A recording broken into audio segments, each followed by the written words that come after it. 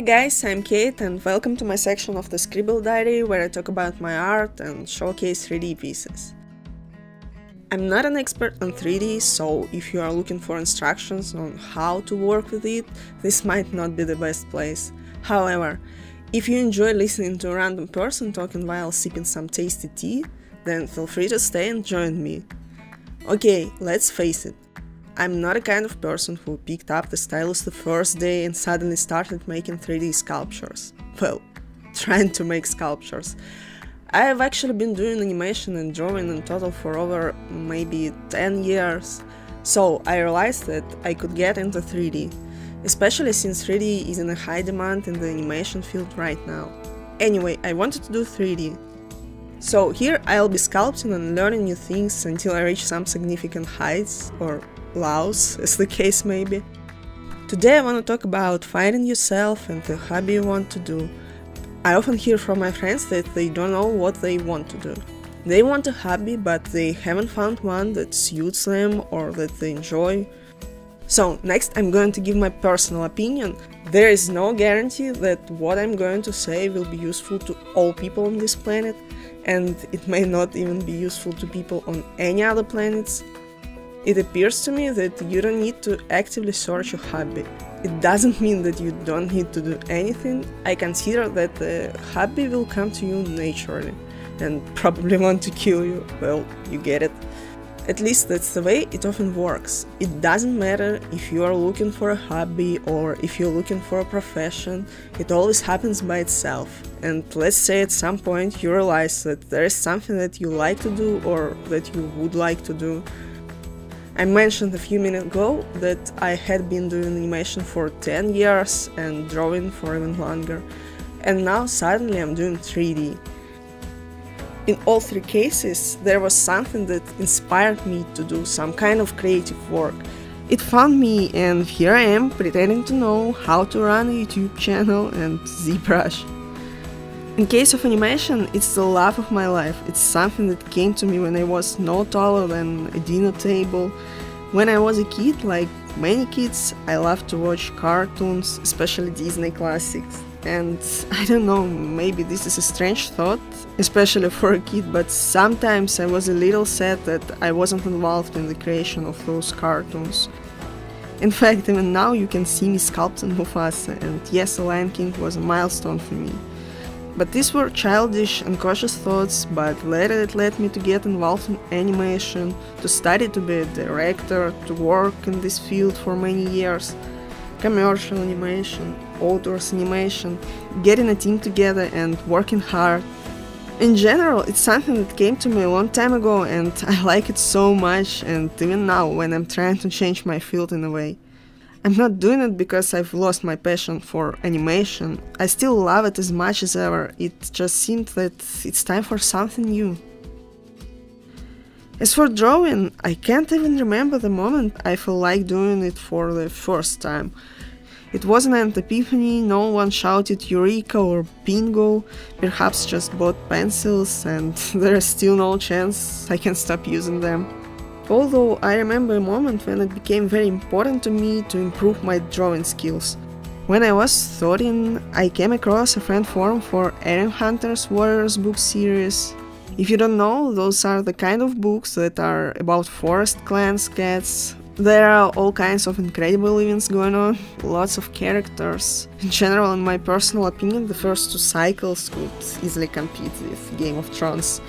Anyway, I don't know if it was in your childhood, but in mine there were roleplay forums. There were a bunch of guys who would write little posts playing characters, a kind of writing RPG.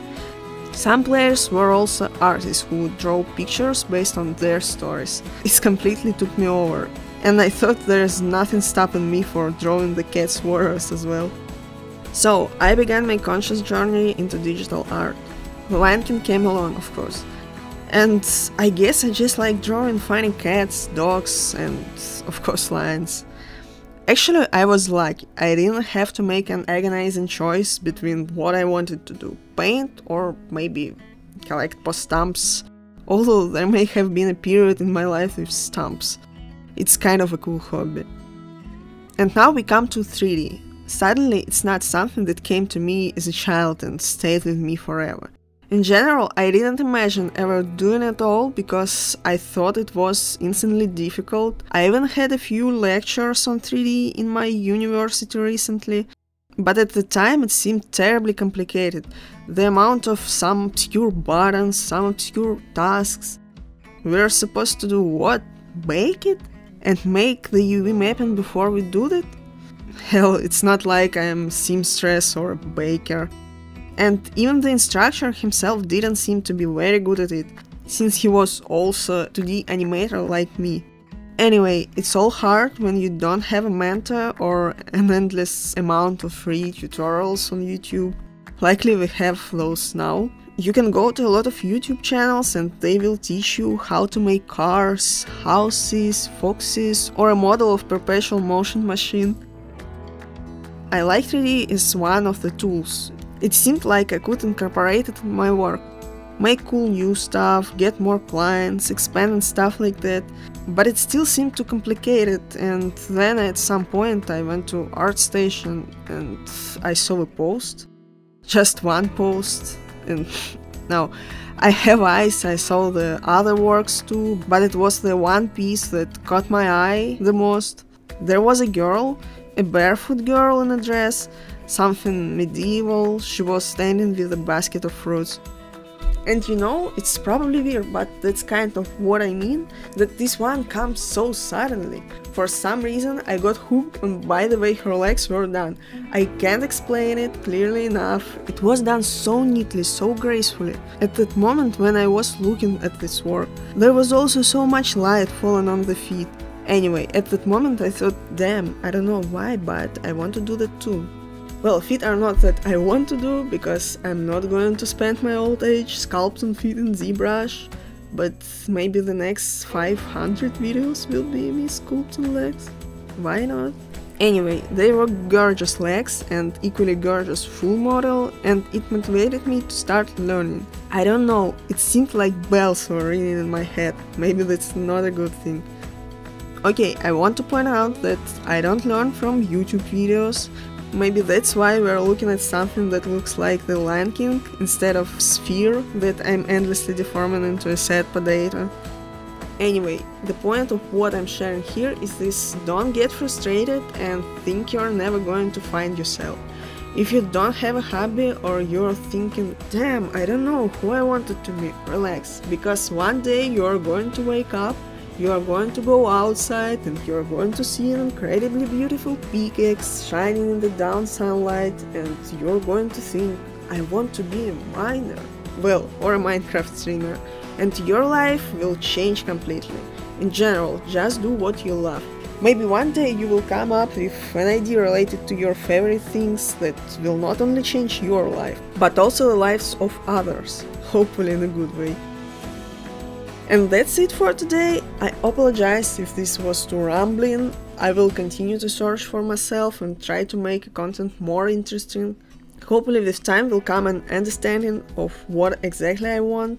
In the meantime, I'll be happy if you leave some comments and advices, and I'll just be thrilled if you put a like and subscribe to the channel. Thank you all and see you in the next video.